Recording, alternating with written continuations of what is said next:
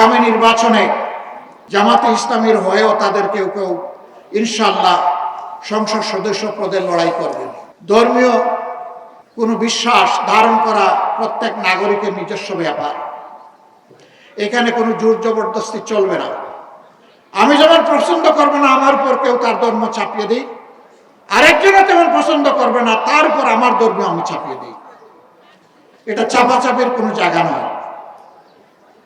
তারা ইনশাআল্লাহ বাংলাদেশে নিরাপদ থাকবেন, যে বাংলাদেশ আল্লাহ যদি আমাদেরকে পরিচালনার তৌফিক দেন। অনেকে আমাদেরকে কর্নার করার চেষ্টা করেন। বাংলাদেশ জামাতে ইসলামী যেহেতু কোরআন কেন্দ্রিক একটি দল, সেই কারণে অন্য ধর্মের লোকেরা তাদের হাতে নিরাপদ হবেন না। আমি মহান আল্লাহর উপর ভরসা করে চ্যালেঞ্জ দিলাম, 54 বছরের স্বাধীন বাংলাদেশে বাংলাদেশ জামাতে ইসলামীর কোন নেতা কোন অন্য ধর্মের লোকের উপর জুলুম করেছে, তার জমি দখল করেছে, তার ইজ্জতের উপর হাত দিয়েছে, তার সম্পদ লুণ্ঠন করেছে, সাহস থাকলে আমাদেরকে বলে দিন। আমরা সেই দুষ্ট লোক তৈরি করি না। মহান আল্লাহ আমাদেরকে শিক্ষা দিয়েছেন, যেই দেশে মুসলমানরা সংখ্যাগরিষ্ঠ হবে সেই দেশে আল্লাহ বলতেছেন, অন্য ধর্মের লোকদেরকে আমি তোমাদের কাছে আমানত রাখলাম, যদি তাদের অধিকার কেউ হরণ করে। আল্লাহর নবী বলছেন, হাসরের দিন ওই মুসলিম নামের জালিমের বিরুদ্ধে আমার আল্লাহর দরবারে আমি হব বাদী, তার বিরুদ্ধে আমি করব মামলা দায়ের। আমরা আল্লাহ তাআলাকে ভয় করি, আমরা আমাদের এই সমস্ত ভাই বোনদেরকে সম্মান করি। ধর্মীয় কোনো বিশ্বাস ধারণ করা প্রত্যেক নাগরিকের নিজস্ব ব্যাপার। এখানে কোনো জোর জবরদস্তি চলবে না।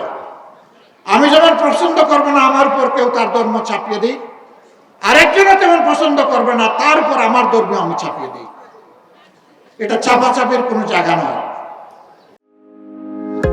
হার্টের যত্নে বিশ্বসেরা ক্যানোলা তেল এখন বাংলাদেশে। তারা ইনশাআল্লাহ বাংলাদেশে নিরাপদ থাকবেন, যে বাংলাদেশ আল্লাহ যদি আমাদেরকে পরিচালনার তৌফিক দেন। এবং আগামী নির্বাচনে জামাতে ইসলামীর হয়েও তাদের কেউ কেউ ইনশাআল্লাহ সংসদ সদস্য পদে লড়াই করবেন। এর মাধ্যমে আমরা জাতিকে ঐক্যের জায়গায় আনতে চাচ্ছি, বিভক্তির ভেদে রাখার কবর রচনা করতে চাই। যেই কথাগুলো বললাম সেই কথা সাক্ষী হয়ে গেলেন আল্লাহর আপনারা। মহান আল্লাহর কাছে তৌফিক চাই এই অঙ্গীকার কথাগুলো যেন আমরা রক্ষা করতে পারি। আমরা কথা দিচ্ছি, বাংলাদেশ পরিচালনার দায়িত্বে যাই অথবা না যাই, দুর্নীতির বিরুদ্ধে আমাদের যুদ্ধ চলবে। কেউ আমাদেরকে থামাতে পারবে না ইনশাআল্লাহ। চাঁদাবাজদের বিরুদ্ধে আমাদের প্রতিবাদ এবং যুদ্ধ অব্যাহত থাকবে, কেউ আমাদেরকে থামাতে পারবে না। দুঃশাসন, অপশাসন, অবিচার এর বিরুদ্ধেও আমাদের লড়াই অব্যাহত থাকবে, এটাও কেউ আমাদেরকে থামাতে পারবে না। এই লড়াই সময়ে আমরা আপনাদের ভালোবাসা চাই, আপনাদের সহযোগিতা চাই, সমর্থন চাই, পাশে চাই, সাথে চাই। আল্লাহ প্রিয় দেশকে হেফাজত করুন। আগামীতে আল্লাহ তাআলা জনকল্যাণের একটা সরকার গঠন করার তৌফিক এই দেশবাসীকে দান করুন। সকল প্রকার দুঃশাসন, অপশাসনের কবল থেকে আল্লাহ তাআলা চিরতরে আমাদেরকে মুক্তি দিন। একটা মর্যাদাপূর্ণ জাতি হিসাবে বিশ্বের বুকে মাথা উঁচু করে বুক চিতিয়ে দাঁড়ানোর তৌফিক আল্লাহ আমাদেরকে দান করুন। আপনাদের সকলের প্রতি গভীর কৃতজ্ঞতা, আন্তরিক অভিনন্দন এবং মোবারকবাদ জানিয়ে আমার বক্তব্য এখানেই শেষ করছি। আল্লাহ হাফেজ।